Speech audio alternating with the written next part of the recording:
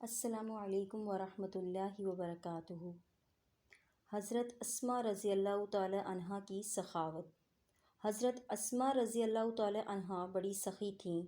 اول جو کچھ خرچ کرتی تھیں اندازہ سے ناپ تول کر خرچ کرتی تھیں، مگر جب حضور اقدس صلی اللہ علیہ وآلہ وسلم نے ارشاد فرمایا کہ باندھ باندھ کر نہ رکھا کر اور حساب نہ لگایا کر، جتنا بھی قدرت میں ہو خرچ کر لیا کر، تو پھر خوب خرچ کرنے لگیں۔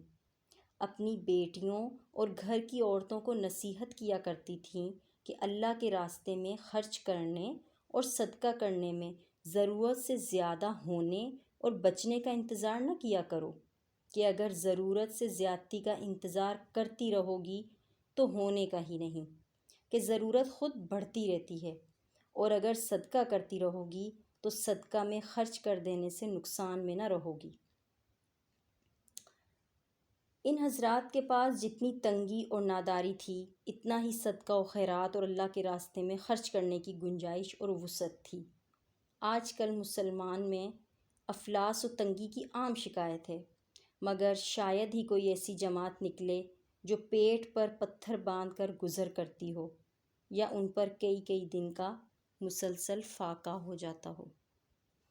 بے شک یہ تو حقیقت ہے کہ چاہے ہم لوگ کتنے ہی تنگ دستی ہم پر کیوں نہ آ گئی ہو، لیکن آج کل کے دور میں کوئی ایسی جماعت نہیں ہے جو پیٹ پر پتھر باندھ کر گزارا کر رہی ہے، یا کئی مسلسل دنوں تک کئی دن تک مسلسل فاقہ کر رہی ہے۔ ایسی کوئی بھی اب ہمیں نہیں ملتی مثال۔ تو لہٰذا اگر ہم یہ سوچتے رہیں گے کہ ابھی مہینے کے اخراجات یہ خرچ کر لیں، وہ اخراجات کر لیں، یہ ضرورت مکمل ہو جائے، یہ کام کر لیں، وہ کام کر لیں، اور پھر صدقہ و خیرات کریں گے، تو اس میں ضرورتیں تو انسان کی دن بدن بڑھتی ہی رہتی ہیں۔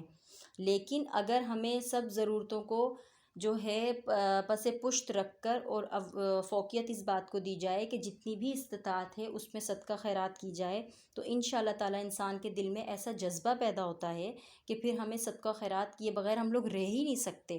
جسے صدقہ خیرات کی سے عقیدت ہو جائے، جسے عادت ہو جائے، پھر اللہ تعالیٰ کا ایسا کرم ہوتا ہے کہ وہ صدقہ خیرات ضرور نکالتی ہیں اپنا جو ان کا بجٹ ہوتا ہے، یا جو ان کے پاس روپیہ پیسہ ہے، جو اناج ہے۔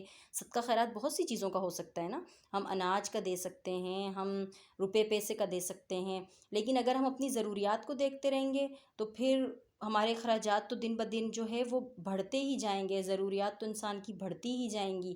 لیکن کوشش ہمیں یہ کرنی چاہیے کہ ان ضروریات کو بھی دیکھنے کے ساتھ ساتھ ہم سب سے پہلے صدقہ و خیرات کریں۔ بے شک کہ اس سے مال میں مزید اضافہ ہوتا ہے، اور اللہ تعالیٰ کی راہ میں خرچ کرنے سے کبھی کوئی گھاٹے میں نہیں رہا۔ تو اللہ تعالیٰ سے دعا ہے کہ اللہ تعالیٰ مجھے اور میرے تمام سننے والوں کو صدقہ خیرات وہ باقاعدگی سے کرنے کی توفیق عطا فرمائے۔ اور چینل کو اگر ابھی تک آپ نے سبسکرائب نہیں کیا تو برائے مہربانی سبسکرائب کر لیں، تاکہ نیکی کے سفر میں ہم ایک ساتھ شامل ہو سکیں۔ جزاک اللہ خیر۔